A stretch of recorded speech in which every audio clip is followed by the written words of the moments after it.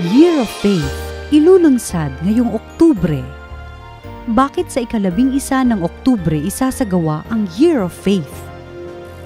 October 11, 2012 marks the 50th anniversary of the opening of Vatican II and also the 20th anniversary of the promulgation of one of the fruits of Vatican II, namely the Catechism of the Catholic Church, 1992.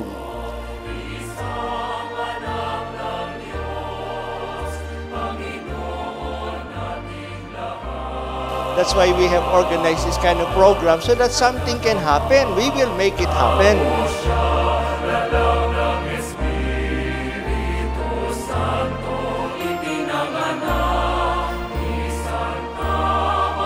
Dito lamang sa TV Maria.